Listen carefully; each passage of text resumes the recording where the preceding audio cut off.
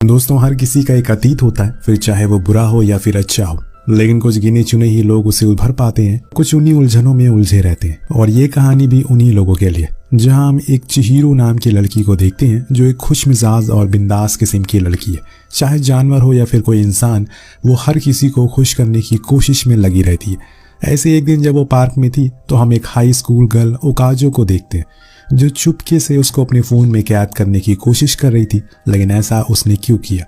चिहिरो अपनी पढ़ाई के साथ साथ एक शॉप पर भी काम करती है जहां पर लड़कों की लाइन लगी रहती है, क्योंकि वो दिखने में बहुत ही ज्यादा खूबसूरत और हंसमुख किस्म की है। हर कोई उससे बात करना चाहता है, लेकिन जब ये चीज ज्यादा बढ़ने लगती है तो वहाँ का ओनर उसे समझाता है कि तुमने उनसे ऐसे बात नहीं करनी चाहिए, वरना वो तुम्हें बाद में भी तंग करेंगे। लेकिन चिहिरो का कहना था कि उसे मर्दों से कैसे बात करनी है वो अच्छे से जानती है। वो घबराया हुआ ओनर, वो उसके अतीत से वाकिफ है, फिर भी उन्होंने दरियादिली दिखाई और उसको काम दिया।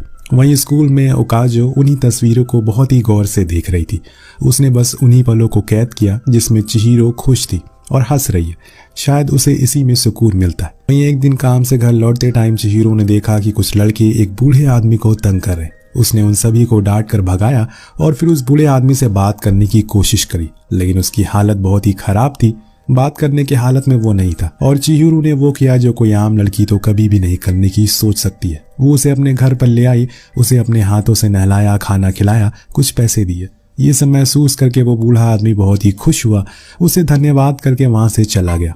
कुछ इस तरह से चिहिरो की जिंदगी चल रही है। उसे हर छोटी से छोटी चीजों में खुशियां ढूंढना अच्छा लगता है और अपने आसपास के लोगों को भी खुश करना बेहद पसंद है। पर वहीं दूसरी ओर ओकाजो की जिंदगी एकदम उलटफेर है। उसके दोस्तों का कहना है कि वो इतनी अमीर घर की है, अच्छे कपड़े हैं उसके पास, अच्छा फोन है, उससे ज्यादा खुश नसीब लड़की तो कोई नहीं हो सकती। पर हर चीज पैसों से नहीं खरीदी जा सकती, ये सच है। उसके पास सब कुछ तो है, लेकिन वो परिवार नहीं है जो वो पाना चाहती है। खाने के टेबल पर वो बातें कम, झगड़ते ज्यादा है और हर दिन उसके पिता उसकी माँ को तलाक देने की धमकियां देते रहते हैं, जिससे वो अंदर ही अंदर घुटन महसूस करती है। यही वजह है कि वो जब भी चिहिरो को देखती है तो उसकी तस्वीर खींच लेती है ताकि देख सके कि आखिर लोग जब खुश रहते हैं तो कैसे दिखते।